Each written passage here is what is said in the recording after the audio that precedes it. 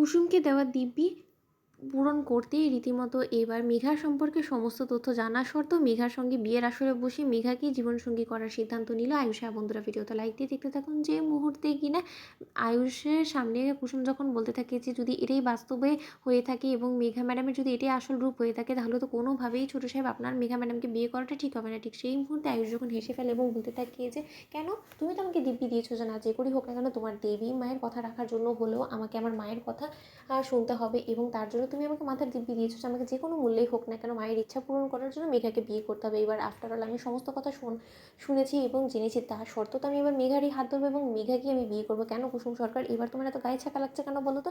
আমি যখন কিনা তোমার কাছে এসে বলেছিলাম যে আমাকে খালি হাতে ফিরিয়ে দিও না কুসুম, আমাকে নিজের করে নাও এবং আমি তোমাকে স্বামী হিসেবে গ্রহণ করে নিতে চাই, এবং আমি মায়ের কাছে গিয়ে তোমার সম্পর্কে সবটা খুলে বলতে চাই, এবং আমি মায়ের কাছে চিৎকার করে এতটুকু সৎসাহস রাখি বলতে পারবো আমি যে আমি তোমাকে স্ত্রী হিসেবে গ্রহণ করে নিয়েছি। কিন্তু তখন তুমি আমাকে খালি হাতে ফিরিয়ে দিয়েছো, তখন তুমি আমার কোনো কথারই তরকা করনি। তাহলে এখন কেন তুমি আমাকে নিয়ে এতটা ভাবছো বলো তো? যেখানে কিনা তুমি আমাকে নিয়ে বিন্দু মাত্র কনসার্ন না এবং তুমি আমাকে ভালোবাসো না, তুমি সাফ জানিয়ে দিয়েছো। ঠিক সেই মুহূর্তে রাতুল যখন বলতে থাকে যে আয়ুষ স্যার, এটা মান অভিমানের পালান এখন আপনারা না করলেও চলবে, কারণ এখন যদি আপনারা মান অভিমান করে বসে থাকেন একে অপরে, তাহলে আপনারা চিরকালের জন্য একে অপর থেকে দূর হয়ে যাবেন। এবং আপনি কী সমস্ত কথাবার্তা বলছেন বলুন তো? আমি এতগুলো খাটুনি খেটে আমি মেঘা ম্যাডামের সমস্ত তথ্য আপনার জন্য নিয়ে এসেছি, এবং আপনি এখানে কিনা বলছেন জেদ ধরে বসেছেন যে না আপনি কুসুমকে দেওয়া দিব্যি পূরণ করার জন্য আপনি মেঘা ম্যাডামকে বিয়ে করবেন। এই সমস্ত কিছু করে আপনি বুঝতে পারছেন যে আপনি খাল কেটে কুমির আনতে চলেছেন, এবং এতে করে শুধুমাত্র যে আপনার জীবনে সর্বনাশ হবে সেরকমটা কিন্তু না, আপনার গোটা পরিবারটা উথাল পাতাল হয়ে যাবে।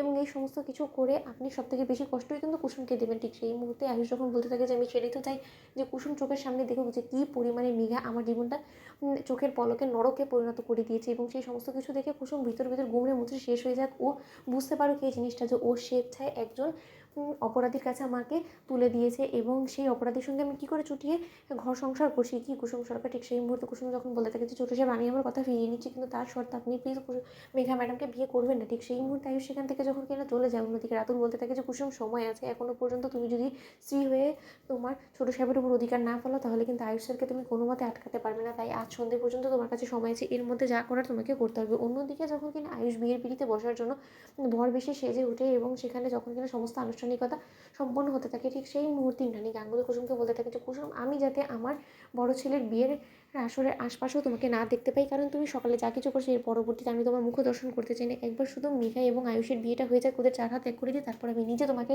ঘাড় ধাক্কাতে বাড়ি থেকে বার করে দেবো, তোমার লিমিটটা তোমাকে বুঝিয়ে দেবো, কারণ তুমি যা কিছু করেছো সেটা অন্যায়, এবং মেঘার চোখে সেটা যথেষ্ট পরিমাণে দৃষ্টিকটু। সেটা মেঘা মুখ খুলে না বললে আমি ঠিকই বুঝতে পেরেছি। ঠিক সেই মুহূর্তে কুসুম বলতে থাকে যে মেঘা ম্যাডামের আসল চরিত্র সম্পর্কে কি আপনি খোঁজখবর নিয়েছিলেন দেবীমা?